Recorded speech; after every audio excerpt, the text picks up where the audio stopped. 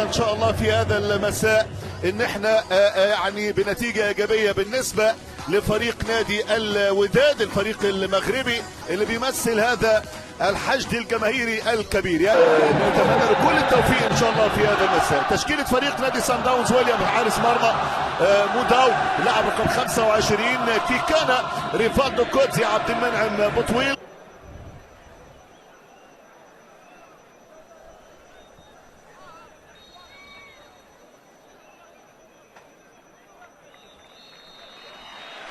إذا مع نادي سان داونز في هذه المهمة. سان داونز ياخذ يمين الشاشة وفريق نادي الوداد يبدأ على يسار الشاشة مع انطلاقة العاشرة مساء بتوقيت دولة الإمارات العربية المتحدة. طبعا جديدة، بنلعب في بطولة مستحدثة وبنلعب في بطولة وليدة، طرفها عربي في مباراة الذهاب وإن شاء الله يكون لقبها عربي أيضا في مباراة الإياب. تمشي على طول الكرة تاني صالح نادي الوداد، العرضية كروس باس جميل من يكمل خطيرة جدا منك هدف. على طول الكرة تاني الانطلاقه الاماميه للوداد. لو يبدا الوداد بالتسجيل، انطلاقه على طول وداديه، محاولتان على طول، عرضيه خطيره، اصرار ممتازه، وحارس المرمى على طول الكره الاماميه حلوه، انطلاقه على طول تاني صالح الوداد. هذه المحاوله خطيره ممتازه، مين يكمل بقى؟ حد يكمل، خطيره، ممكن هدف اول. خش سجل التصويبه، لكن كان لازم حد يكمل في الانطلاقه الحلوه والتمريره الجميله. فرصه ممتازه بالنسبه لصالح الوداد. ادي الانطلاقه وداد الامه، منتصر الحتيمي دخل لجوه، كان في فرصه كويسه انه يسدد فريق الوداد عن طريق اللاعب منتصر الحتيمي. فرصه كويسه، عدى من عبد المنعم بطويل لاعب البلدياتو، شوف على طول يعدي هنا ودخل لجوه كويس قوي منتصر الحتيمي. كانت عايزه بالصباع الكبير شويه اقوى، لكن شوف الضغط وكانت المسانده لفريق نادي وداد الامه. بيلعب امام نادي سان داونز، فريق ايضا فريق الشورت باسز والفريق المميز. تمشي على طول الكره اماميه للوداد، ممتازه دي، هي دي، يمشي دي خطيره جدا لما تلف لفه كويسه.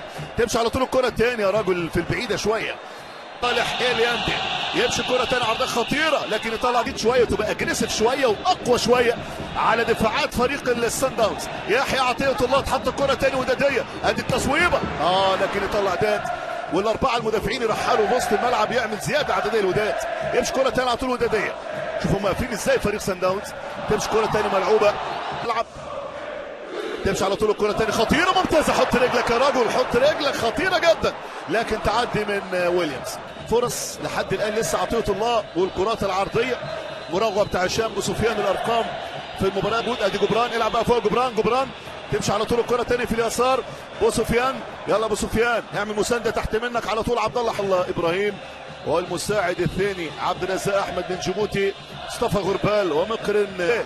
اللعب بدون كوره، في بطء شويه في الحركه، والزياده العدديه فيها مشكله كبيره في الهايبر اس والضغط العالي. يمشي على طول الكوره، لكن هدف يفك الطلاسم، يمشي يخش البوكس، يمشي على طول الكوره تاني الحتيمي والعرضيه الوداديه، لكن يطلع تاني السان داونز فوز والتعادل في 5 ماتشات.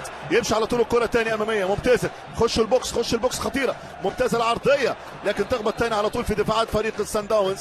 هذه المحاوله والضغط تاني، لكن في الاخر منتصر الحتيمي يمشي على طول الاماميه، عرضيه خطيره جدا، محاوله راسيه خطيره، سجل يا راجل بقى، مش ممكن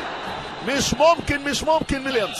شوف العرضيه هنا موجوده، عدى والمسانده والحارس ويليامز. الان بالوداد التلت الامامي، يمشي على طول الكره تاني، محاوله يوبا سابوا بسدد، خطيره عند ويليامز. هو ده الكلام. نادي الوداد من خلال تسديدات يحيى عطيه الله ومحاولات دايما موجوده عن طريق عبد الله حمود ويحيى جبران وزكريا دراوي، وفي الاخيره على شوط المباراة الثانية حزاري خطير، خلي بالك، اقف هو يا يوسف، حزاري من كول الحمد لله، ولا بيتغير ولا بيبعت اي رسائل سلبية ابدا لفريق نادي سان داونز. والحقيقة تقال، شوف هنا نكو لو حطها في البعيدة كانت خطيرة جدا، الحمد لله. في العدد بقى لازم حد يزيد العملود، هيلعب لمين المدرب الحقيقة في السنوات الاثنين الأخيرة. تمشي على طول الكرة تاني في الجبل اليسرى لحتيمي، منتصر يا ولد، عادية دي، هي دي، خش البوكس ويلعب عرضية قوية يا ولد، لحتيمي جول الوداد، جول في نفسه. الله، هو ده الكلام، الهدف ده مهم مهم جدا ريفالدو كونزي، لكن اصرار وجرينتا وروح مغربيه جميله. اكتر من 50-60 الف متفرج، حضور جماهيري عظيم. دخلت منتصر الحتيمي والعرضيه، بقول لك العب العرضيه بقوه، اي حد يلطش يلمس في الحته دي. ادي منتصر الحتيمي، والهدف ده ممكن يدخل فريق المغرب فريق الوداد الى جو المباراه. اي وداد امه، اي فريق عظيم، اي فريق عنده ريكورد، عنده ماركه مسجله، عنده تريد مارك، عنده وضعيه ممتازه، فريق ينتمي للكره المغربيه وفي توقيت اخر وداد لامه عربيه تمثل هذه البطوله. بالنسبه للاعب الفريق المغربي خطير، يمشي وزيد يا ولد. الله، النادي الوداد خطيره، شخصيه خطيره، اسطوره يا ستار، خطيره. الحمد لله بره مفيش حاجه يا ولد، يلم الكره. بحري يلا يا شرقي، يلا يا بحري، يلا يا غربي، انطلق للوداد. لكن شوف اللاعب مداو، لعيب كبير رقم 25، شوف التأجيل وحط الراجل جوه البوكس ومش متوقع لعب. وفريق خطير حذاري، عبد المنعم بطويل خطيره جدا، بلاش والعرضيه، ولكن الحمد لله اخطر كره. انتفاضه بالنسبه للصن داونز. شوط ثاني يدي مساحه للاعب عبد المنعم بطويل، لكن في الاخير تروح الكره الى ركله ركنيه. باقي للوداد ركنيه، ان شاء الله تعدي على خير. يطلع يوسف يا ولد، يطلع جو. 11 دقيقه مع انطلاقه شوط المباراه الثاني. 4-5 لعيبه جوه البوكس بالنسبه للوداد، مقابل 7-8 لعيبه، مش بالعدد، برقابه المساحه والمان. ركله حره مباشره على طول للوداد، خطيره ان شاء الله جول. هي رصايه جول. خطيره يا الله، فرصه حلوه. تمشي الوداد، يمشي ينطلق الوداد. هدف تاني ممكن يا شباب، يضغط الوداد بالعرضيه خطيره ممتازه، يحاول لو جه هدف تاني في الكوره. شوف خطيره هنا، مش ممكن، فرصه رهيبه. والحمد لله النهارده ويليامز مش مركز قوي، الحمد لله ويليامز النهارده مش مركز. الجول كيبر شويه وقع في الشوط الاول اكتر من وقعه. وادي الكره الخطيره اللي كانت ممكن تكون هدف تاني في مرمى ويليامز. الله، كانت عاوزه بس نفخه، كانت فريق الصن داونز. التصويبه يا ولد حلوه. يوسف مطيع يطلع الكره ركنيه، هي في وسط المرمى، لكن هزت القلوب هنا في مركب محمد الخامس. كرة رايحة مع الصن داونز على طول تاني. موديبا استر يا ستار، ويوسف بإذن الله تعالى تضيع يا رب. فرصة كويسة جدا بالنسبة للوداد. ركلة جزاء ممكن فوق بره، ركلة جزاء ويسجل الصن داونز هدف التعادل عن طريق ركلة الجزاء. انا بشوف فرقة تحولت، فريق تحول في الهاف تايم الثاني. فريق نزل اللاعب سيرينو، خرج ويليام من كو، ونزل مابوي، ونزل اللاعب موسى لبوسا، وعدل في شكل الفرقه، واصبح للفرقه شكل تاني ولون تاني ورأي تاني فريق نادي الصن داونز. والعرضيه الثانيه لياندي، امشي كره تاني خطيره حلوه، تصويبه على بدون. الله على الوداد، الله سرغات. وقف، شوف الكرة، شوف العرضية، شوف الاستلامة، شوف التصويبة، شوف القنبلة. وحارس المرمى خدها غلط، والحمد لله انه خدها غلط، ويا ريت ياخد كل اللي جاي غلط في غلط وهو واقف. قنبلة، كرة حلوة.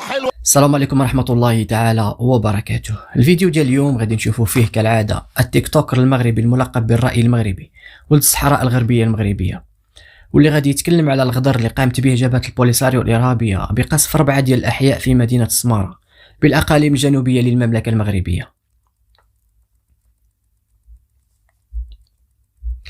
وكذلك الرأي المغربي غادي يذكر المغاربة بأن الجزائر والبوليساريو ما كرهوش يحيدوا بلادنا نهائيا من الخريطة أو يديروا إبادة جماعية للشعب المغربي.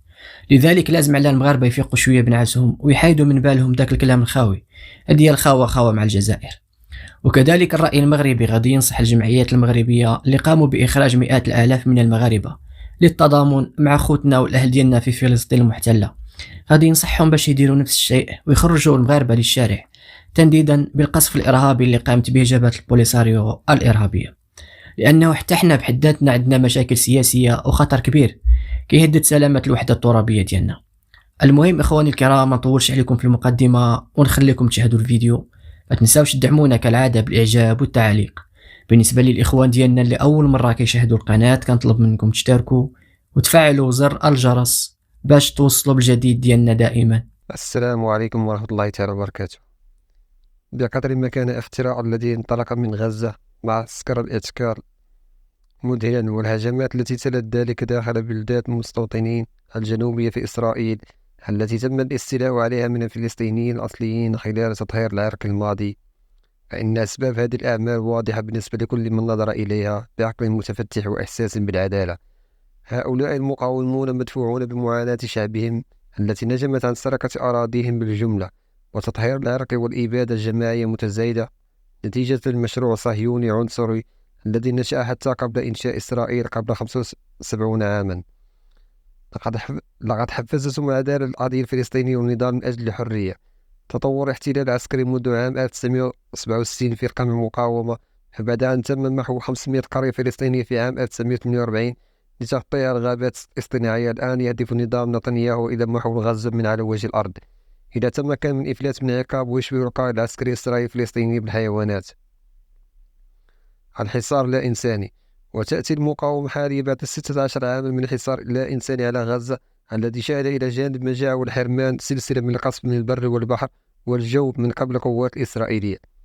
وقد أدت تلك الهجمات إلى مقتل الآلاف من النساء والأطفال والعائلات بأكملها في ظل موجة فاشية من العقاب الجماعي. إن كلمات أحد الناجين من غارة على مهرجان الموسيقى الإسرائيلي قرب الحدود مع غزة تسخر من الجوقة التي لا تنتهي من الزعماء والوسائل الإعلام الغربية التي تزعم أن الهجمات بغض النظر عن مدى صدمتها كانت غير مبررة. وقال يمكنك أن تشكر الحكومة الإسرائيلية على ترويع الفلسطينيين يوميا ودفع المعارضة إلى تطرف لتصرف بهذه الطريقة. لقد كان هؤلاء الزعماء ووسائل الإعلام الغربية طرفا في استفزازات إسرائيل وترويجها للحروب طوال تاريخها وفي إفلاتها من جرائمها ضد الإنسان ومن العقاب. وفي الضفة الغربية بما فيها القدس الشرقية كانت الهجمات العسكرية منتظمة ومدبلجة التي ينفذها المستوطنون المتعطشون لدماء تحت شعار اقتلوا العرب والاستيلاء على الأراضي لإقامة المستوطنات.